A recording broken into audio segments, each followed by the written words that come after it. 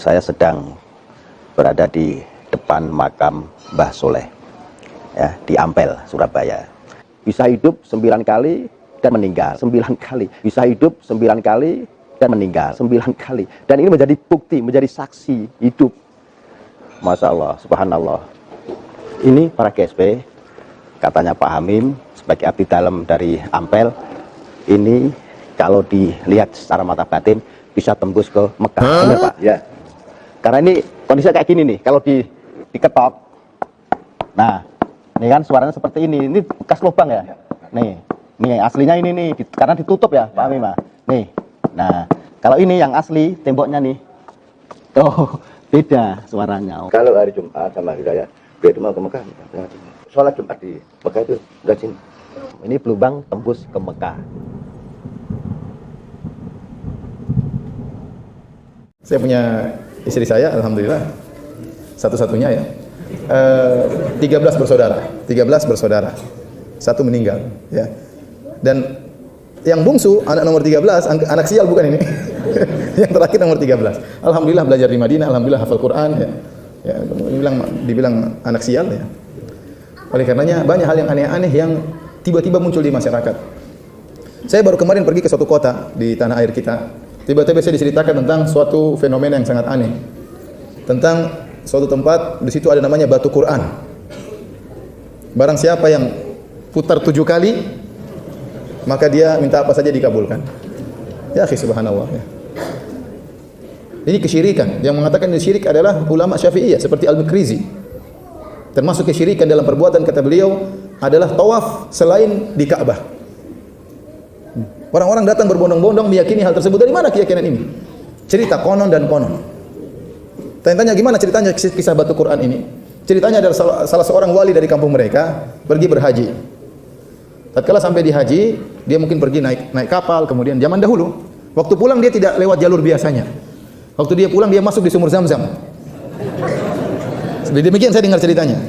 Dia masuk di sumur Zam-Zam, kemudian dia tembus sampai ke kota tersebut di tanah air. Tatkala dia sampai di tanah air Zam-Zam bocor dari Mekah itu, bocor keluar. Maka dia khawatir jangan sampai nanti jemaah haji kekurangan apa? Air Zam-Zam. Maka akhirnya dia mengambil Al-Qur'an, ini kisahnya. Dia mengambil Al-Qur'an, kemudian dia tutup Al-Qur'an tersebut dijadikan penutup air tadi supaya tidak keluar lagi. Setelah Al-Qur'an diletakkan, tahu-tahu Al-Qur'an tersebut menjadi batu. Namanya batu apa? Quran. Subhanallah, itu ceritanya. Ya. Kasihan ngebor jauh sekali. Sampai sekarang saja pemerintah Arab Saudi belum ngebor dari Mekah sampai ke Madinah. Sampai sekarang masih diambil air secara manual. Antum kalau pergi ke hajian atau umrah, antum bisa turun di tempat parkir nomor 5, ya. Di situ antum lihat banyak trek-trek seperti trek-trek minyak Pertamina itu ya. Itu ngedrop air dari Mekah sampai ke Madinah. Belum dibuat, atau kita perlu kasih tahu pemerintah Arab Saudi sudah ada bor sampai ke tanah air. Ya. Luar biasa. Tapi masyarakat menerima dengan mudahnya, ya. Menerima.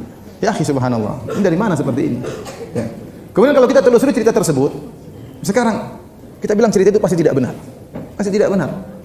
Bagaimana kemudian orang ini menjadikan Al-Quran sebagai tutup air? Enggak kurang ajar seperti ini.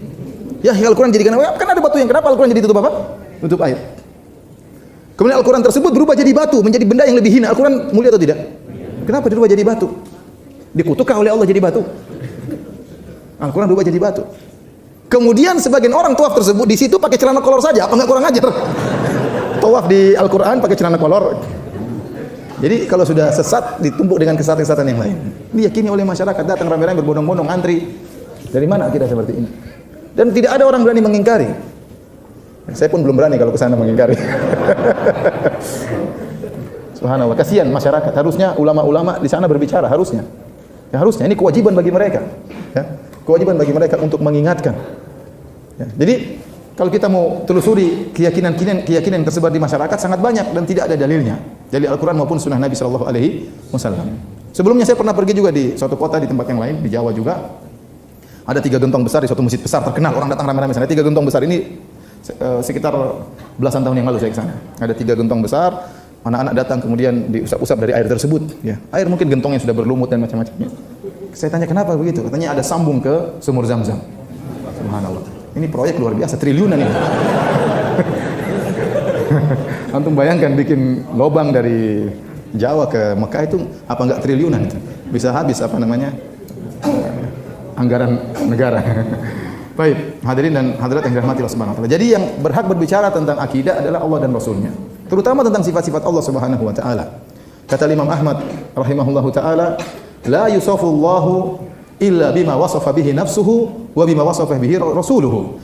La natajawazul Qur'ana wal hadis. Kata Imam Ahmad rahimahullahu taala, tidak boleh Allah disifati kecuali dengan apa yang Allah sifatkan dirinya sendiri, dan Allah lebih tahu tentang dirinya, atau yang disifatkan oleh Rasulnya. Kami tidak mau melewati Al-Quran dan hadis. Kami tidak mau melewati Al-Quran dan hadis. Kami berhenti pada Al-Quran dan hadis dalam masalah sifat-sifat Allah Subhanahu wa taala. Al-Auza'i rahimahullah pernah berkata, "Naduru ma'as sunnah haitsu darat." Kami bergulir bersama sunnah di mana sunnah tersebut bergulir.